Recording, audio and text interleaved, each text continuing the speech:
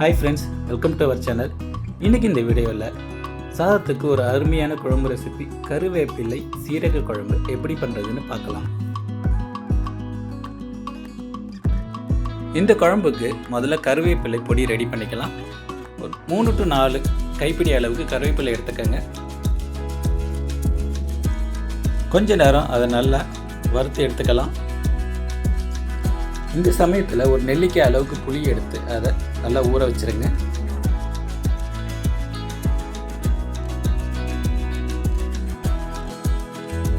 கருவேப்பிலையை நல்லா வறுத்தாச்சு. இதை அப்படியே எடுத்து வச்சுக்கலாம்.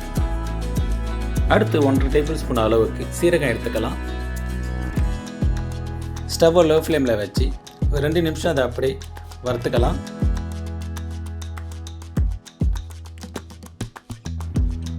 வறுத்த சீரகத்தையும் கருவேப்பிலையும் நல்லா ஃபைன் பவுடராக அரைச்சி எடுத்துக்கலாம். இந்த குழம்பை நல்லெண்ணெயில் ட்ரை பண்ணி பாருங்கள். டேஸ்ட் ரொம்ப நல்லாயிருக்கும். நல்லெண்ணெய் 50 ml அளவுக்கு எடுத்துக்கலாம். கடுகு 1 டீஸ்பூன், வெந்தயம் 1/2 டீஸ்பூன், மிளகு 1/2 டீஸ்பூன், காரத்துக்கு தேவையான அளவுக்கு வரமிளகாய் 2லேருந்து 4 வரைக்கும் சேர்த்துக்கங்க. மிளகாய் சேர்த்ததுக்கப்புறம் லைட்டாக மிக்ஸ் பண்ணி விட்டு அடுத்து அதில் 100 கிராம் அளவுக்கு சின்ன வெங்காயத்தை சேர்த்துக்கலாம். எல்லாத்தையும் கொஞ்ச நேரம் நல்லா வதக்கி விட்டுக்கலாம். அடுத்து அதில் கொஞ்சமாக கருவேப்பிலை சேர்த்து வதக்கிக்கலாம்.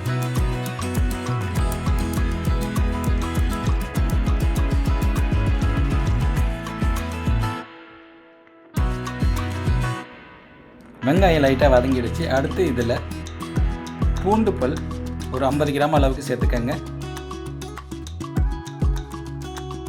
பூண்டு பல் சேர்த்து அதையும் கொஞ்சம் நேரம் நல்லா வதக்கி விடுங்க. அடுத்து இதில் நாம் அரைச்சி வச்சிருக்க கருவேப்பிலை சீரக பொடியை சேர்த்துக்கலாம்.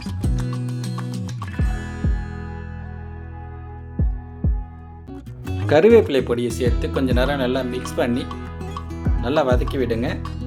இந்த ஸ்டேஜில் நம்ம தக்காளியை அரைச்சி சேர்த்துக்கலாம். நான் இன்றைக்கி 3 தக்காளியை அரைச்சி சேர்க்க போகிறேன். ஏற்கனவே புளி ஊற வச்சதுனால எனக்கு 3 தக்காளி போதுமான அளவாக இருந்துச்சு. நீங்கள் எடுத்துருக்க கருவேப்பிலைக்கும் சின்ன வெங்காயத்துக்கு தகுந்த மாதிரி தக்காளியை சேர்த்துக்கங்க. நல்லா மிக்ஸ் பண்ணி கொஞ்ச நேரம் வதக்கி விட்டுக்கலாம். ஒரு 2 நிமிஷம் மூடி போட்டு குக் பண்ணுங்க. ஆயில் பிரிஞ்சு வர ஆரம்பிச்சிருச்சு. இந்த நேரத்தில் நம்ம மசாலா பவுடர் சேர்த்துக்கலாம். சாம்பார் பவுடர் 1/2 டீஸ்பூன் அளவுக்கு சேர்த்துக்கங்க. அடுத்து இதில் கலருக்காக காஷ்மீரி சில்லி பவுடர் 1 டீஸ்பூன் சேர்க்குறேன். தேவையான அளவு உப்பு சேர்த்துக்கங்க.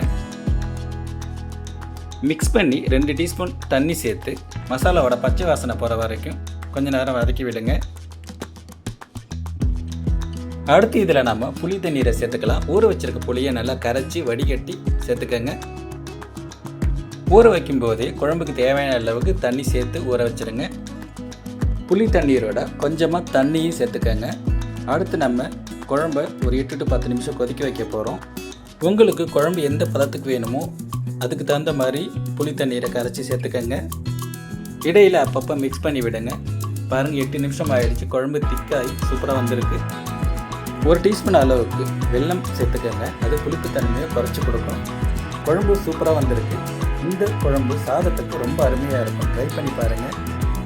கடைசியாக குழம்பை இறக்கும்போது கருவேப்பிலை கொஞ்சமாக சின்னதாக கட் பண்ணி சேர்த்துக்கங்க. ரொம்ப நல்லாயிருக்கும். ட்ரை பண்ணி பாருங்கள். இந்த வீடியோ உங்களுக்கு பிடிச்சிருந்தா லைக் பண்ணுங்கள், கமெண்ட் பண்ணுங்கள், ஷேர் பண்ணுங்கள். சேனலை ஃபஸ்ட் டைம் பார்க்குறவங்க மறக்காமல் சப்ஸ்கிரைப் பண்ணி எங்களுக்கு சப்போர்ட் பண்ணுங்கள்.